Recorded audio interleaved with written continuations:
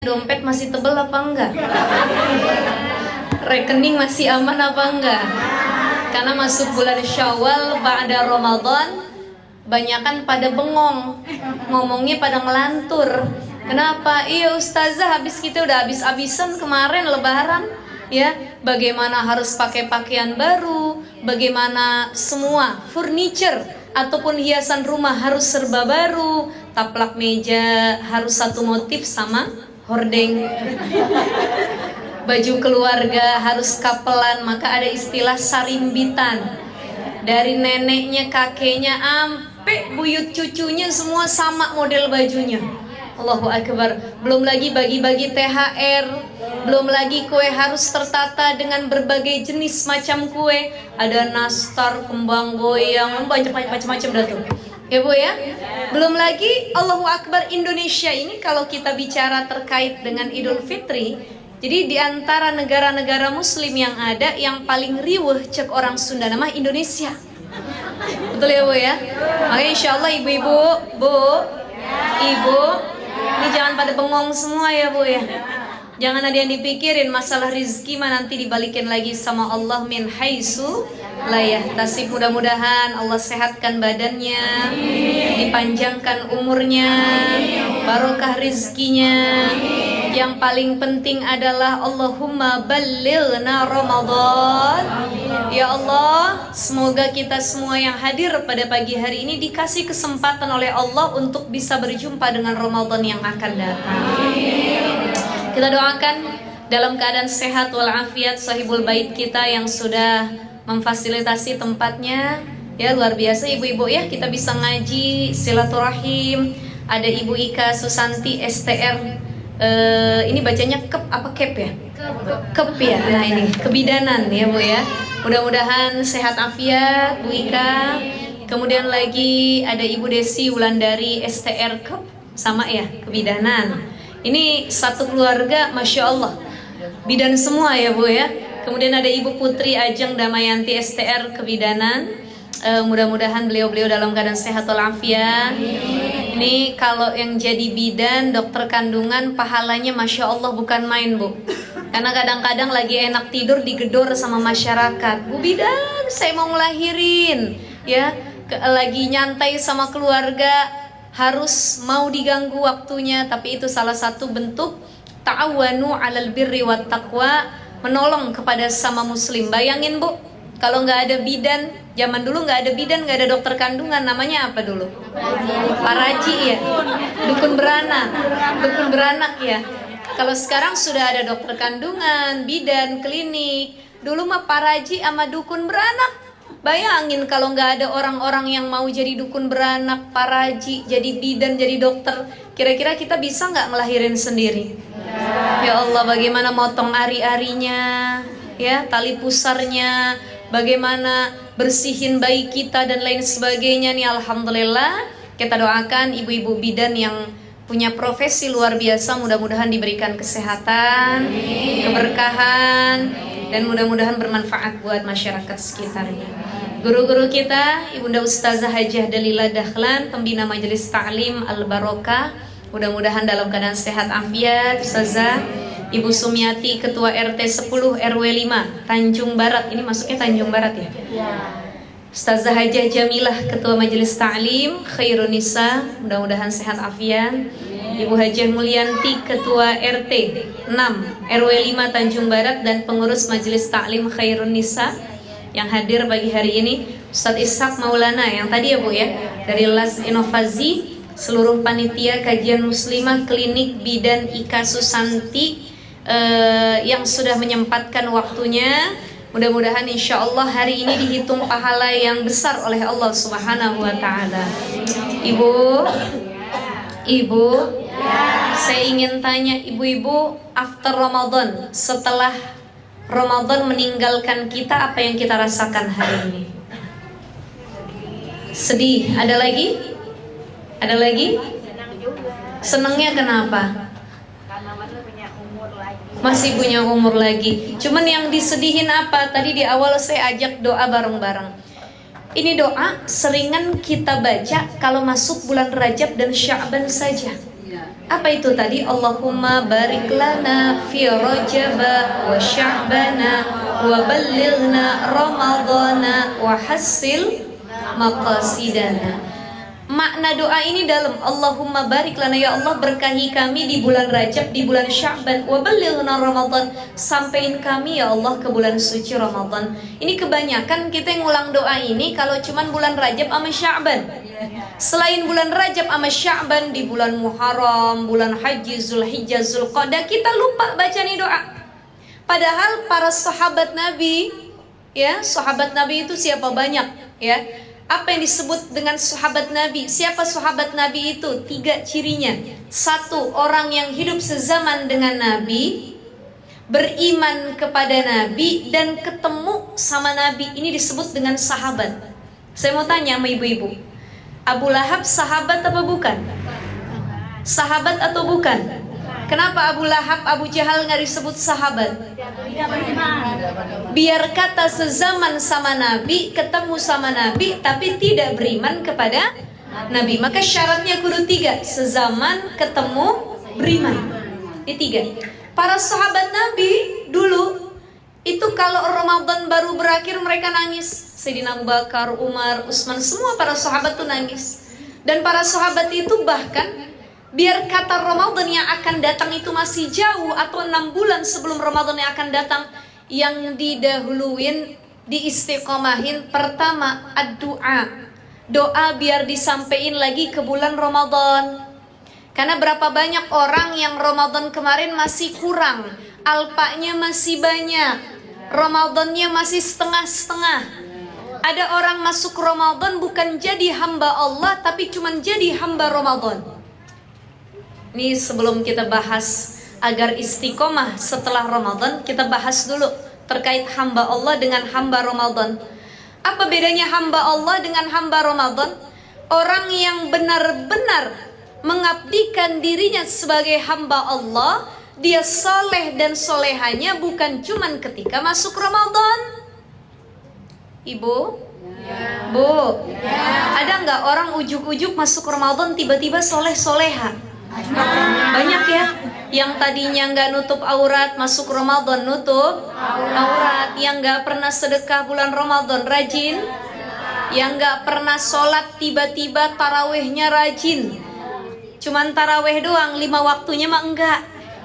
Ya, kenapa ibu suka ikut taraweh? Ya karena di masjid itu takjilnya enak-enak semua katanya.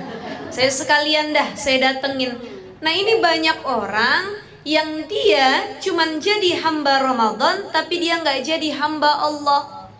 Karena orang tersebut menganggap bahwa Allah itu cuman ada di bulan Ramadan, maka dia bukan jadi hamba Allah, tapi hambanya Ramadan. Kalau masuk Ramadan saya harus nutup aurat, saya harus soleha, sholat saya harus rajin. Tapi ketika Ramadan berakhir, dia kembali ke setelan awal. Banyak nggak yang begitu? Jangan-jangan diri kita yang begitu ya Bu ya? Betul nggak? Nauzubillahimin. Karena ada orang yang, mohon maaf, mohon izin, kan yang paling susah itu menjawab pertanyaan bagaimana agar istiqomah setelah Ramadan, kayak tema kita nih hari ini. Coba saya tanya sama ibu-ibu, Bu, gimana biar istiqomah setelah Ramadan? Bagaimana? Lanjutkan semua kegiatan. Lanjutin, tapi pas mau ngelanjutin kita males lagi. Bagaimana tuh? Artinya mau jadi hamba Allah, mau istiqomah itu gangguannya bukan main. Makanya orang-orang yang setelah Ramadan mampu mengistiqomahkan amalan di bulan Ramadan, salah satunya, dia rubah pemikirannya bahwa saya nggak mau jadi hamba Ramadan tapi hamba Allah. Artinya Allah bukan cuman ada di bulan Ramadan, tapi tiap bulan Allah ada. Maka kalau tiap bulan Allah ada, saya nggak cuman soleh-soleh di Ramadan, di bulan selain Ramadan saya juga kudu jadi hamba yang taat. Nih, dia masuk dalam kategori hamba Allah. Orang puasa kan kemarin Bu Haji, ibu-ibu, itu bulan Ramadan. Itu ada ayat yang masyhur sering kita dengar. Mudah-mudahan Ramadan tahun depan Allah izinin kita kembali lagi, bisa ketemu lagi, amin ya Rabbal. Apa ayatnya masyhur? Ya ayyuhalladzina amanu kutiba alaikumusiyam kama kutiba 'alal ladzina min qablikum la'allakum tattaqun. Tuh ujungnya, la'allakum tattaqun. Engkau diperintahkan puasa Ramadan sama Allah, tujuannya cuma satu, biar takwa, biar jadi hamba yang makin takut sama Allah. Tapi kok kenapa habis Ramadan ada orang yang makin berani sama Allah? Tapi kok kenapa abis Ramadan makin banyak orang yang maksiat sama Allah? Berarti kan Ramadannya sia-sia, nggak ngasih efek kebaikan, Bu. Artinya Ramadan yang sudah dilewati hanya sekedar seremonial, ikut-ikutan. Mau ngapain? Terawih di situ yuk, ya ikut-ikutan. Mau ngapain? Ya tutup aurat. Kenapa emang? 2 hari lagi Ramadan, ikut-ikutan. Bukan karena Allah ibadahnya, tapi masih sekedar ikut-ikutan. Tradisi. Udah Ramadan ya udah kita tarawih, kita buka ini, tapi bukan lillahi ta'ala. Maka ibu-ibu sekalian yang dimuliakan Allah Subhanahu wa taala, orang puasa itu modelnya ada 2. Satu ada puasa ulat, yang kedua ada puasa ular. Apa bedanya puasa ulat sama puasa ular? Puasa ulat itu, ulat tuh dia tuh kalau dia bermetamorfosis, berubah, akhirnya jadi kupu-kupu. Makanya ada lagunya tuh, telur-telur, ulat-ulat, kepompong, kasihan deh lo. Itu lagu kita masih kecil dulu ya Bu ya. Ya Allah ya Rahman. Artinya apa? Untuk menjadi kupu-kupu yang indah, awalnya dia harus puasa dulu. Dalam telur, ulat, nggak boleh makan, minum, nggak ngapa-ngapain. Karena sabar dengan proses metamorfosisnya, perubahannya, maka after puasa ulat itu jadi kupu-kupu yang indah, warnanya cantik, dilihat enak. Tuh kupu-kupu. Tapi beda sama ular. Bagaimana puasanya ular? Ular itu kalau mau ganti kulit pasti dia puasa, nahan diri untuk nggak makan dulu. Tapi setelah dia berpuasa dan ganti kulit, bukannya dia makin menahan hawa nafsunya, tapi dia makin buas. Jadi ular itu kalau dia ganti kulit, dia akan berubah menjadi lebih buas. Kira-kira kita puasa yang mana, Bu? Kupu-kupu apa ular? Ya kita tanya sama diri masing-masing ya. Kira-kira ya Allah, saya ular apa kupu-kupu ya? Kalau kupu-kupu abis Ramadan makin baik, makin indah, makin istiqomah. Tapi ular itu setelah puasa makin buas. Puasanya nggak berefek kebaikan buat dirinya. Ini 2 hal yang harus kita pikirkan, yang harus kita pahami. Jadi jangan sampai puasa kita tidak memberikan efek la'allakum tattaqun. Sekarang ada yang nanya, Ustazah, apa ciri la'allakum tattaqun? Orang yang sudah melewati bulan Ramadan. Pertama cirinya adalah yang disebutin ibu tadi, dia mudah untuk meneruskan rutinitas yang pernah dilakukan selama bulan suci Ramadan. Jadi kalau pengen kita melanjutkan rutinitas Ramadan, kebaikan selama Ramadan, pertama tajdid niat, perbaharui niat. Harus bikin target. Kalau Ramadan kemarin kita fastabiqul khairat, untuk saling siapa yang duluan hatam Quran. Betul nggak? Siapa yang duluan hatam Quran, siapa yang paling banyak hatam Qurannya, siapa yang paling keras kedengaran tilawahnya. Maka jangan cuma Ramadan yang digituin. Ini bulan Syawal ini bulannya latihan lagi setelah Ramadan. Ya, harus punya target. Kalau Ramadan kemarin 1 bulan saya hatam 1 kali, maka setelah Ramadan minimal 2 bulan sekali saya hatam. Ibu kenal Imam Syafi'i enggak? Di mana kenalnya? Suka dengar namanya ya. Imam Syafi'i itu seorang ulama fiqih terkemuka. Usia 7 tahun hafal Quran 30 juz. Usia 10 tahun hafal kitab Al-Muwatta karangan Imam Malik yang tebelnya bukan main. Imam Syafi'i itu kalau masuk bulan suci Ramadan, beliau menghatamkan Quran sampai 60 kali. Sehari 2 kali dikali 30 hari, totalnya 60. kita mau 1 kali kayak empot-empotan ya Bu ya. Susah banget, banyak bener ujiannya. Belum malesnya Imam Syafi'i 1 bulan Ramadan 60 kali hatam. Tuh. Iya, itu beliau seperti itu. Kalau masuk bulan suci Ramadan, Nabi SAW masuk Ramadan selalu takrir hafalan Qurannya sampai kelar. Yang dengerin takriran Qurannya langsung malaikat Jibril. Dan kebiasaan orang-orang soleh terdahulu, para nabi itu diterusin setelah Ramadan. Kan beda sama kita. Apa sih Ustazah faktor yang menyebabkan kita sulit istiqomah setelah Ramadan? 1, tadi Ramadan cuma jadi seremonial, rutinitas, tradisi. Yuk masuk Ramadan, kelar Ramadan, Ramadannya udahan dah, baca Qurannya nanti tahun depan lagi, udah masuk Ramadan. Tuh Quran di rumahnya cuma jadi pajangan, ada banyak. Puasanya nanti Ramadan yang akan datang, puasa sunnahnya mah ditinggalin. Makanya orang yang pengen melanjutkan puasa sunnah after Ramadan, minimal dia ngerjain puasa 6 hari di bulan Syawal. Man soma Ramadana summa atba'hu 6 min Syawal faka'annama soma kullad dahr. Siapa orang yang puasa Ramadan kemudian diikuti 6 hari setelah bulan Syawal, setelah Ramadan di bulan Syawal, maka seolah-olah dia puasa selama 1 tahun full. Ini orang kalau udah biasain puasa di bulan Syawal, insya Allah ke depannya mau Senin Kamis, mau puasa Ayyamul Bid, mau puasa Daud, mau puasa apalagi Bu? Rajaban, hajian dan lain sebagainya, itu mudah. Makanya Syawalnya kudu diikutin, diterusin. Ini kan kadang-kadang berubah. Kita bulan Syawal gara-gara ngelihat lontong, rendang sama kue, ibaratnya lupa diri. Mah besok puasa Syawal yuk, tanggung Pak, kue belum habis katanya. Sayang. Mah kita tahajud yuk mah, jangan dapat capek besok kan kerja. Padahal Ramadan dia bisa tahajud. Karena apa? Ada waktu sahur. Itulah sulitnya. 1, sebab dia hanya menganggap Ramadan sebagai tradisi dan seremonial, dan Allah cuman ada di bulan Ramadan. Makanya istiqomah setelahnya sulit. Yang kedua, kenapa kita sulit istiqomah di bulan Ramadan, setelah bulan Ramadan? Karena kita seringkali lupa diri sebab disibukkan lagi oleh dunia. Kemarin tuh masuk Ramadan rasa-rasanya kita jauh Bu sama dunia, deketnya sama akhirat, betul nggak?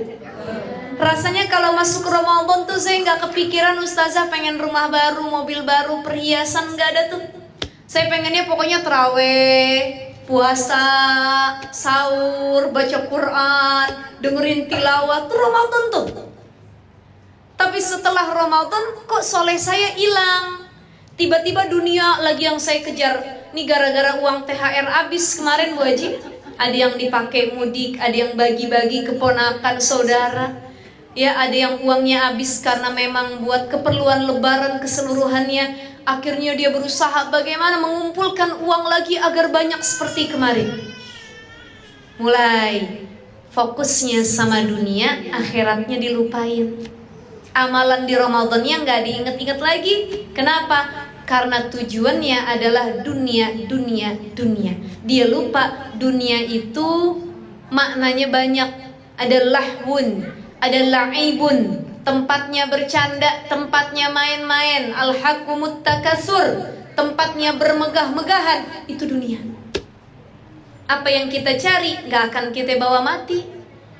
Makanya orang yang kemarin ngerasa ya Allah Ramadan saya masih banyak alfanya, kurangnya, maka harusnya yang dia lakukan adalah refleksi diri, muhasabah. Kira-kira ya Allah saya ketemu lagi nggak sama Ramadan yang akan datang ya?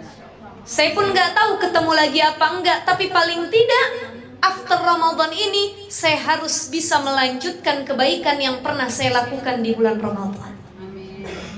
Tuh yang bisa kita lakukan. Makanya istiqomah itu sulit nggak ibu-ibu? Sulit apa mudah? Sulit. Kata Imam Al-Ghazali, orang yang pengen istiqomah itu salah satu caranya paling tidak, tuh kata Imam Al-Ghazali, ngelakuin perkara tersebut minimal 3 kali berturut-turut. Saya ambil contoh. Ibu-ibu pengen puasa sunnah, sulit istiqomahnya, ambil dulu yang ayamul bid tiap bulan. Kalau nggak bisa yang Senin Kamis tiap minggu. Jadi kalau orang pengen istiqomah, ambilnya dari yang paling ringan dulu. Ini bagaimana kita mau istiqomah, dimulainya dari yang paling besar. Ujuk-ujuk bangun tahajud, sekali ngerjain tahajud 12 rakaat. Allahu Akbar, Assalamualaikum, Assalamualaikum. Dalam hati bilang, ya Allah capek bener tahajud ya. Begitu besok malam, dia kebangun, gak pengen dah, capek ya Allah. Gara-gara sekalinya tahajud langsung 12 rakaat.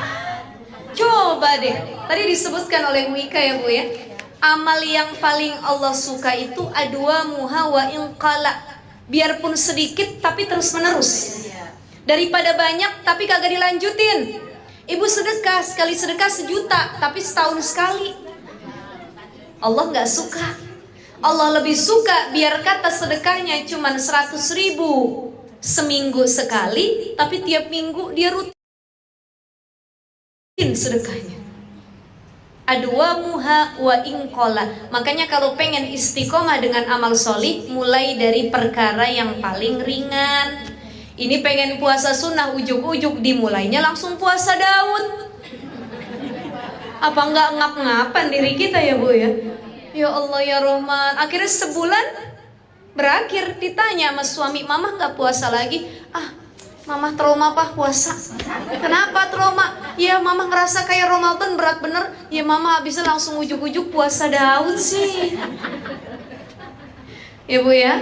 Jadi kan Ramadan itu kan hitungannya setahun sekali, cuman ketemunya selama 30 hari. Nah setelah Ramadan, puasa apa yang mau kita istiqomahkan? Mulai dari puasa Ayyamul Bid 13, 14, 15. Itu 3 hari berturut-turut. Orang kalau udah biasa Ayyamul Bid tiap bulan, dan bulan depan gak dia lakuin, dia ngerasa ada yang kurang dalam dirinya. Kok ada sesuatu yang kayaknya kosong ya, ya Allah.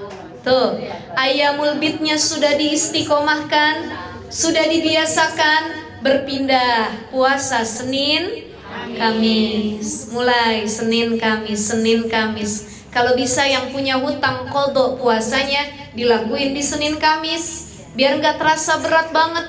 Ada orang gara-gara ngelahirin, hamil, nifas, punya hutang 30 hari. Tiap tahun dia ngelahirin kagak berhenti Bu. Tahun kemarin 30 hari ketinggalan. Anaknya baru 8 bulan udah kebobolan hamil lagi. Ramadan tahun depan nggak puasa lagi. Berarti berapa utangnya? 60 hari. Bu Bidan pernah nggak ngadepin yang kebobolan ini? Sering ya? Ya baru ngelahirin berapa bulan sudah ada lagi gitu. Itu kan utang.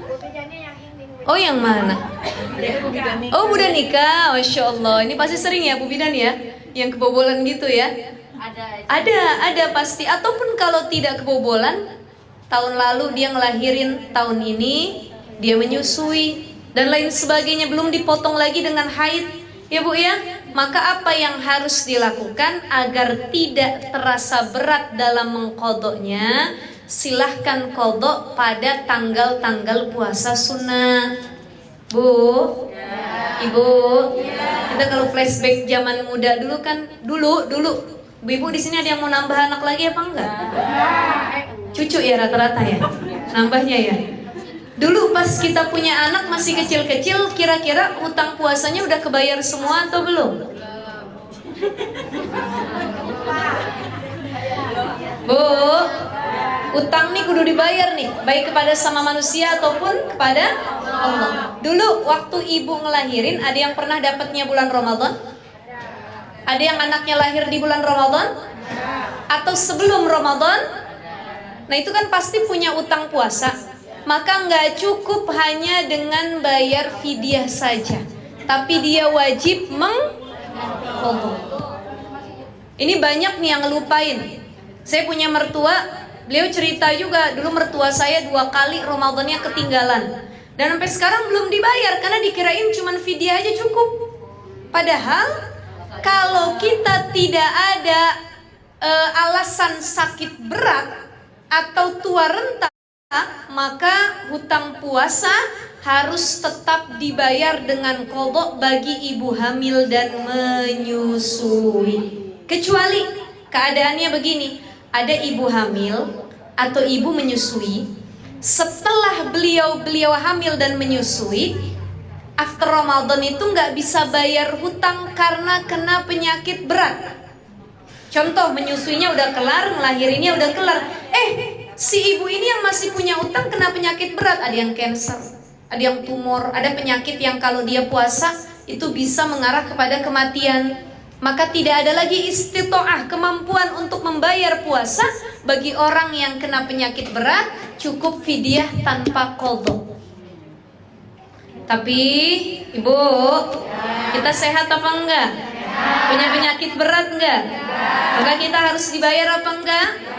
Bayar, biar enggak kepikiran karena kebanyakan jumlahnya. Silahkan bayar pada tanggal atau hari-hari puasa sunnah, insya Allah. Tuh yang pertama.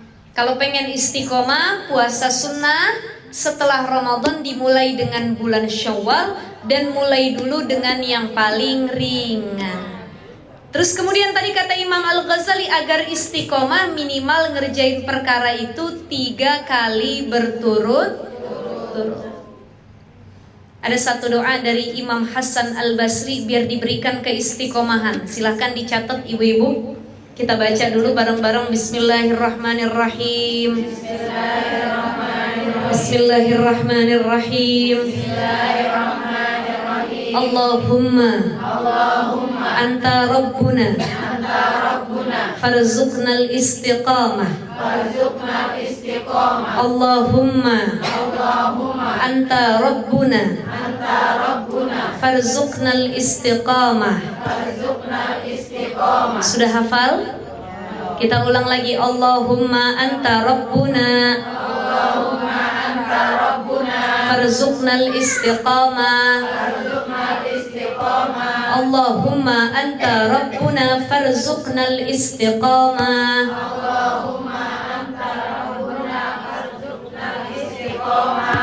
Allahumma anta rabbuna farzuqnal istiqamah.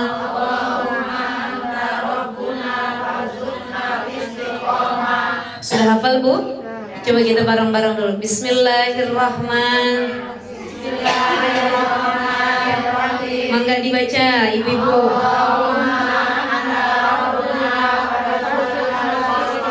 Allahumma anta rabbuna farzuqnal istiqamah.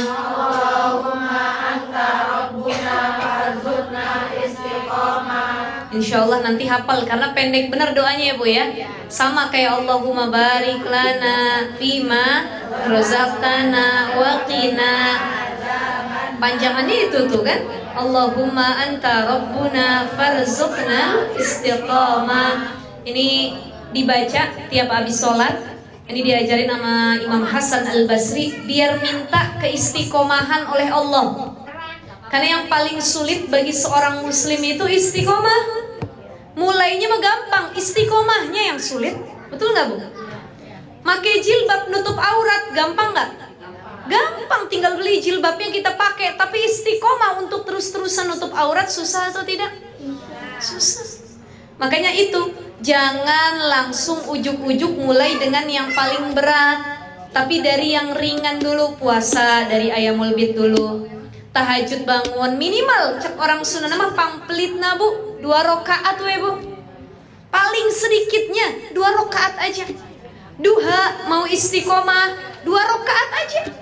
Ibu sebelum kerja, sebelum masak, sebelum ke pasar, sebelum nganterin anak, bangun dulu, laksanain duha walaupun cuman 2 rakaat. Allah lebih senang sama hambanya yang biar kata tahajud dan duhanya cuman 2 rakaat tapi tiap hari nggak pernah ditinggalin, daripada orang yang sekali duha 8 rakaat, tahajud 12 rakaat tapi setahun sekali. Ibu, ya. Betul apa betul? Betul. Jadi sulit nggak istiqomah? Insya Allah. Apa yang pertama harus kita lakukan agar istiqomah? 1, ubah pemikiran kita bahwa Allah bukan cuman ada di bulan Ramadan, tapi Allah ada di setiap bulan. Jangan jadi hamba Ramadan, tapi jadinya hamba Allah. Yang kedua, harus punya target setelah Ramadan. Baik itu baca Quran, tahajud dan lain sebagainya, diistiqomahkan walaupun dari perkara yang paling kecil. Ketiga, jangan terlalu serius sama dunia. Dunia mah gak dibawa mati, cuman dititipin sama Allah. Kalau Allah sudah ambil titipannya, kita yang dititipin mau apa, Bu? Makanya belajar ikhlas dengan titipan itu. Coba kita ambil pelajarannya dari tukang parkir. Tukang parkir, dia megang banyak mobil mewah. Bang, nitip ya bang? Iya, ada Alphard masuk, ada Lexus masuk, ada Innova terbaru masuk, ada Pajero, Fortuner, ya semua masuk. Yang Honda juga begitu. Banyak puluhan mobil dia jaga. Ketika mobil itu diambil satu persatu sama pemiliknya, kira-kira tukang parkirnya marah apa enggak? Nangis apa enggak? Kenapa enggak nangis, Bu? Bukan mobil dia, itu maknanya, Bu. Kenapa tukang parkir enggak nangis ketika mobil itu diambil? Karena emang bukan punya dia. Tetapi karena tukang parkir paham mobil itu dititipin sama dia, dia jaga sebaik mungkin. Jangan sampai yang nitipin mau ngambil mobil, spionnya hilang, kacanya pecah. Kira-kira yang nitipinnya marah gak sama tukang parkir? Udah dikasih duit, dijaga kagak. Begitulah Allah nitipin dunia sama kita. Allah kasih anak, pasangan, harta, jabatan, popularitas, skill, kemampuan. Tapi semua yang Allah kasih terkait dunia itu kita anggap bukan titipan, melainkan keabadian milik kita selama-lamanya. Dan bahkan banyak yang ngerasa titipan itu bukannya dijaga sebaik mungkin, tetapi malah dirusak. Anak udah dititipin sama Allah, suruh dididik. Orang mah susah pengen punya anak, dia mah gampang, disentil dikit sama lakinya jadi. Ada orang program sana sini, inseminasi, bayi tabung dan lain sebagainya, nggak jadi-jadi. Ya Bu Bidan ya, yang program banyak. Tapi kan sekali lagi urusan rahim itu urusannya Allah. Dikasih amanah anak, dijaga sebaik mungkin. Jangan sampai nanti di akhirat kata Allah, kenapa yang aku titipin enggak engkau jaga? Akhlaknya buruk, penampilan yang gak mencerminkan sebagai seorang muslim. Tuh, titipan harus dijaga. Makanya Bu, Ibu, jangan terlalu serius sama dunia. Ada makalah ungkapan begini bunyinya, i'mal li dunyaka ka'annaka ta'ishu abada wa'mal li akhiratika ka'annaka tamutu ghadan. Beramallah engkau untuk duniamu seolah-olah engkau akan hidup selamanya, dan beramallah engkau untuk akhiratmu seolah-olah engkau matinya besok. Nah, ini kan seimbang.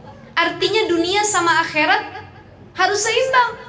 Dia ngejar dunia boleh, tapi dunia yang dia kejar sebagai wasilah untuk dapetin akhirat. Saya kerja karena Allah, saya ngurusin anak karena Allah, saya bakti sama suami karena Allah, saya bantuin sesama karena Allah. Dunia yang saya lakuin walaupun ngasih keuntungan buat saya, tapi tetap tujuan utamanya untuk Allah. Ini makanya orang setelah Ramadan kenapa pada males ibadahnya Bu kita? Karena itu semua kembali bukan lagi fastabiqul khairat terkait perkara akhirat, tapi malah fastabiqulnya adalah terkait dunia. Gimana yang pengen naik jabatan, gimana yang tabungannya pengen paling banyak. Rame lagi orang berebutan emas, FOMO.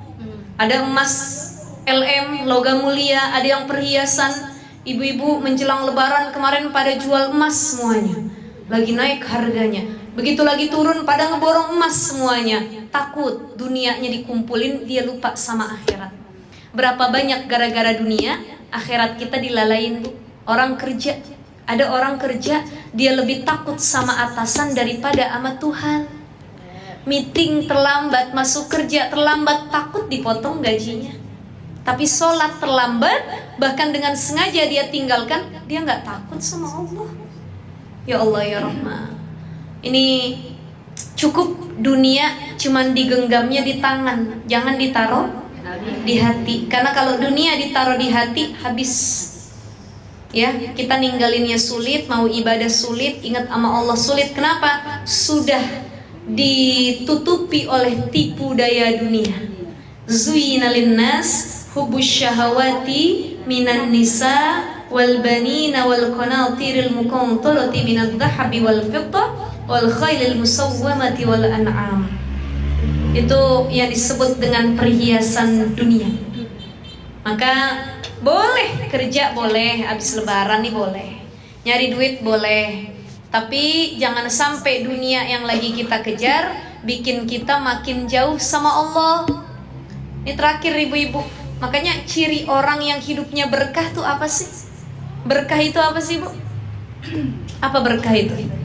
Ziyadatul khair, ada yang bilang bertambahnya kebaikan.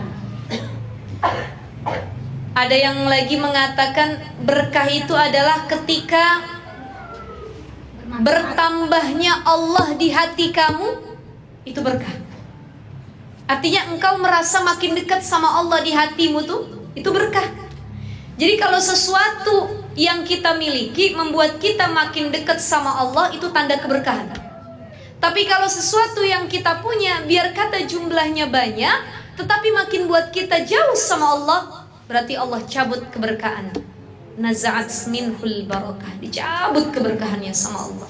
Saya ambil contoh, ada orang punya gaji besar, pendapatannya banyak, suami istri kerja, kerjanya P7, pergi pagi pulang petang, pendapatan pas-pasan. Biar kata gajinya digabung besar kok, tapi kurang aja rasanya. Cicilan mobil belum kelar, motor belum kelar, ya, HP belum kelar, elektronik belum kelar, rumah juga masih nyicil semuanya.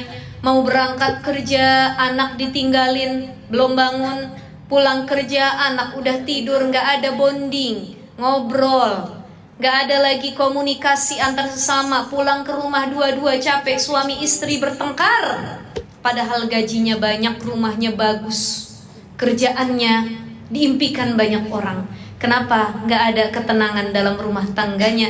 Ternyata naza'at minhul barakah, Allah cabut keberkahan. Sebab dari harta yang dia miliki ternyata tidak membuatnya makin ingat sama Allah. Sibuk kerja dari pagi sampai malam, sholatnya kadang-kadang ketinggalan, puasanya nggak pernah. Kalau liburan cuman niatnya healing, staycation, tapi healing ruhani nggak pernah diniatkan. Ngaji, tahsin, belajar Quran, nggak ada. Ini yang disebut dengan keberkahan. Allah cabut karena dia makin jauh sama agama Allah. Itu ciri harta kita berkah, ketika harta itu makin buat kita ingat, Bu, sama Allah. Biar kata kita cuma punya tabungan 1M, tapi makin deketin kita sama Allah, itu berkah apa enggak? Daripada punya tabungan cuma 5 juta tapi bikin jauh sama Allah. Ibu pengen yang banyak apa yang dikit? Banyak tapi makin deket sama Allah. Makanya kalau ngelihat orang kaya rajin sedekah, kita bilang alhamdulillah. Itu tandanya kekayaan yang dia miliki makin buat dia dekat sama Allah. Tuh, punya pasangan, suami biar kata nggak ganteng-ganteng banget, biar kata suami kita nggak mirip sama Arya Saloka, tapi kalau setiap selokan ya Allah ya Rahman. Tapi kalau suami kita selalu ngingetin kepada Allah, ngebimbing istrinya dengan kesabaran, ngebimbing anak-anaknya untuk terus taat kepada Allah, ini tanda pasangan kita bawa keberkahan. Tuh, kunci berkah adalah ketika yang kita miliki membuat kita makin dekat sama Allah. Terakhir, sebelum saya tutup, agar kita istiqomah. Nih, ini sangat-sangat urgent sekali. Agar kita istiqomah setelah bulan Ramadan, apa yang harus dilakukan? Kiat-kiat istiqomahnya satu aja, Bu. Zikrul maut, ingat kematian. Orang kalau udah ingat mati, buru-buru tuh ingat sama Allah. Ya, ada tetangga wafat, ya Allah, langsung dia sholat. Ada tetangga kena musibah, langsung dia refleksi diri, ingat sama Allah, dzikrul maut. Itu yang buat kita mudah untuk istiqomah setelah Ramadan. Ya Allah, pokoknya bulan Syawal ini puasa saya kudu rajin, Quran saya harus ketalar, sunnah-sunnah yang lainnya harus saya lakuin. Kenapa ya Allah? Saya takut gak ketemu lagi sama Ramadan yang akan datang. Maka kebaikan Ramadan sebelumnya harus dijalanin juga di bulan-bulan ini ya Allah. Itu namanya dzikrul maut. Maka tidak ada yang paling ampuh untuk membuat kita istiqomah kecuali ingat mati, ingat mati. Isti'dadul yaumir rahil, ingat mati dan nyiapin hari kematian. Insya Allah. Itu yang harus kita lakukan ya Bu ya. Makanya sering-sering muhasabah kematian. Orang yang kalau ngedengar kematian hatinya masih bergetar, tandanya rahmat Allah masih ada pada dirinya. Mudah-mudahan itu kita semua yang hadir diberikan kesehatan oleh Allah Subhanahu wa taala dan mudah-mudahan diistiqomahkan oleh Allah. Insya Allah. Baik Ibu-ibu, kalau ada yang mau bertanya